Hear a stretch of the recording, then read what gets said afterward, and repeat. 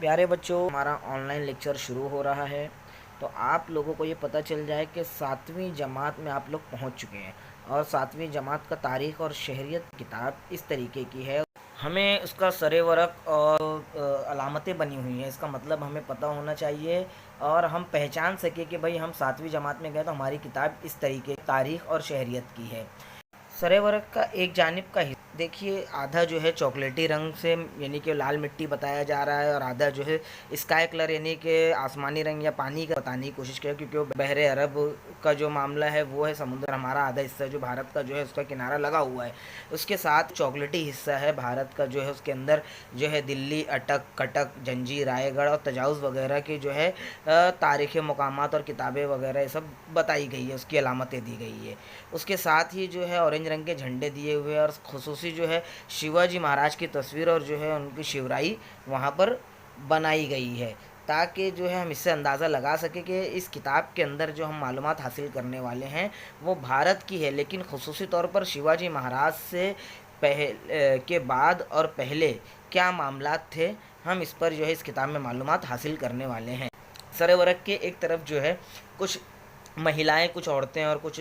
آدمی، انجینئرز اور اسکولی بچے جو ہیں اپنے اپنے ہاتھ میں ایک ایک جو ہے بینر اور ہوڈنگ لیے ہوئے ہیں، جس میں ان کے حقوق کے بارے میں لکھا ہوا ہے، اور دوسری طرف ہم نیچے کی طرف دیکھیں گے اسی سرے ورق کچھ بچے جو ہے تاریخی مقامات پر اور اسکول کے ارد گرد کی جو ہے صفائی کر رہے ہیں۔ تو اس کے اندر ہم یہ جانتے ہیں کہ تاریخ کے ساتھ ساتھ اس میں شہریت بھی ہے، تو شہریت جو ہے حقوق اور فرائض پر نربھر ہے، آدھارت ہے، اس لوگوں کے طور پر ایک سرے ورق پر حقوق اور فرض کا جو ہے لوگو ہے، اور دوسری طرف جو ہے سمندر اور ہندوستان اور شیواجی مہاراج اور ہندوستان کے کئی تاریخی مقامات جہاں پر شیواجی مہاراج نے حکومت کی، یہ ساری نشانیاں دی گئی تاکہ ہم اس سے اندازہ لگا سکیں کہ اس کتاب کے اندر زیادہ مواد کس بارے میں ہوگا۔ پیارے بچوں، آج اب ہم دیکھیں گے اس کی فہرست، اس کتاب میں جو اسباق ہیں تو اس کی ترتیب کیا ہے اور کون کون سے صفحات پر ہیں، اور ان ہر سبق کے نام کے ساتھ جو ہے اس کا مقصد بھی بیان کرتا چلوں گا۔ دیکھیے، ایک طرف جو ہے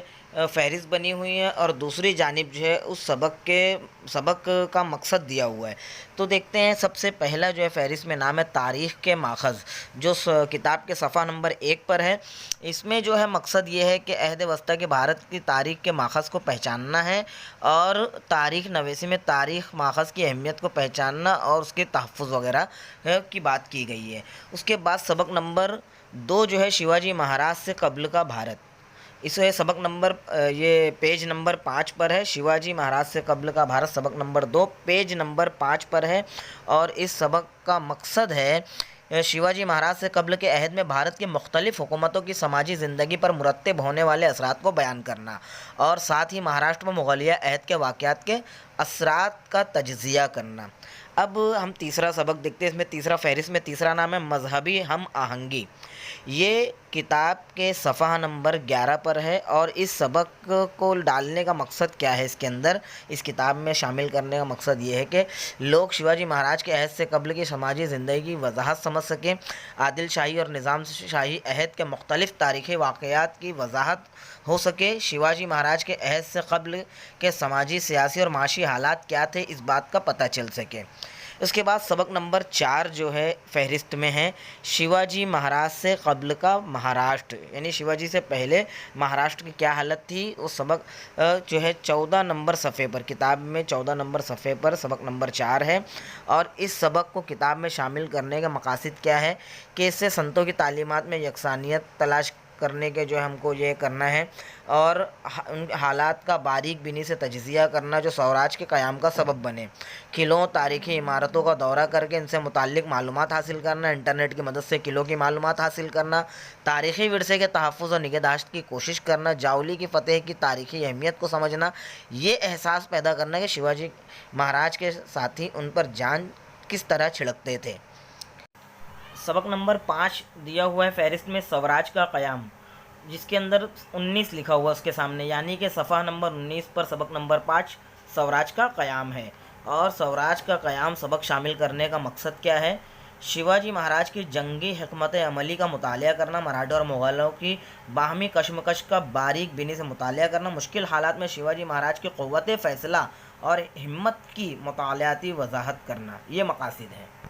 فہرست میں سبق نمبر 6 دیا ہوا ہے مغلوں سے لڑائی، اور یہ کتاب کے صفحہ نمبر 24 پر یہ سبق ہے، اور اس سبق کو کتاب میں شامل کرنے کا مقصد یہ ہے کہ شیواجی مہاراج کی تاج پوشی کے پس پشت موجود اسباب کی وضاحت کیا ہے، جنوب کی ہمہ گیر فتح کے بعد نقشے کی مدد سے سوراج کی توسیع کی وضاحت کیسے کیا ہوئی۔ فہرست کے مطابق جو ہے اس میں 7واں سبق ہے سوراج کا انتظام۔ ششماہی امتحان میں جو ہے یہیں تک کہ تاریخ کا پوچھا جائے گا، پہلے سبق سے سبق نمبر 7 تک۔ اب فہرست کے مطابق 8واں سبق ہے مثالی حکمراں، اور یہ صفحہ نمبر 33 پر ہے، جبکہ 9واں سبق ہے مراٹھوں کی جنگ آزادی، یہ صفحہ نمبر 37 پر ہے۔ 10واں سبق ہے مراٹھا حکومت کی توسیع، صفحہ نمبر 44 پر۔ 11واں ہے وطن کے محافظ مراٹھے، صفحہ نمبر 47 پر۔ 12واں سبق سامراج کی پیش قدمی، صفحہ نمبر 53 پر۔ اور آخری سبق جو ہے 13واں مہاراشٹر کی سماجی زندگی، صفحہ نمبر 57 پر۔ یہ تھی تاریخ کے اسباق کی فہرست، 7ویں جماعت کی تاریخ کے کتاب کے اسباق کی فہرست۔ اب ہم اس کے بعد دیکھیں گے 7ویں جماعت کے اسباق کی فہرست۔ تو اس کی فہرست میں جو ہے سب سے پہلے جو ہے نام ہے اپنے دستور کا تعارف، یہ صفحہ نمبر 63 پر ہے۔ دوسرا سبق دستور کی تمہید، یہ صفحہ نمبر 68 پر ہے۔ تیسرا سبق ہے دستور کی خصوصیات، یہ صفحہ نمبر 72 پر ہے۔ یہ 3 اسباق جو ہے ششماہی میں پوچھے جائیں گے، اور اس کے بعد کے 3 اسباق جو ہے سالانہ میں پوچھے جائیں گے۔ سبق نمبر 4 ہے بنیادی حقوق حصہ 1، یہ جو ہے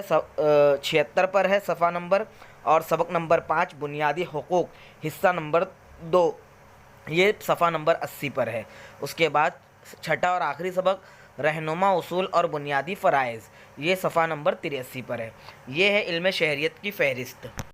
پیارے بچوں، یہ ہو گیا تاریخ اور شہریت کے کور پیج اور اس کی فہرست پر گفتگو ہو گئی، یعنی اس سے ہم لوگ آج کے اس لیکچر میں سمجھ گئے کہ تاریخ اور شہریت کا کور پیج کیسا ہے، کیسا نظر آتا ہے، وہ کیا کہتا ہے، اور ہماری اس کے فہرست جو ہے تاریخ کی اور شہریت کی فہرست میں کتنے اسباق ہیں، کون سے سالانہ میں آنے والے اور کون سے ششماہی میں آنے والے۔ اب انشاءاللہ اگلے لیکچر میں ہم لوگ پہلا سبق تاریخ کا پڑھیں گے۔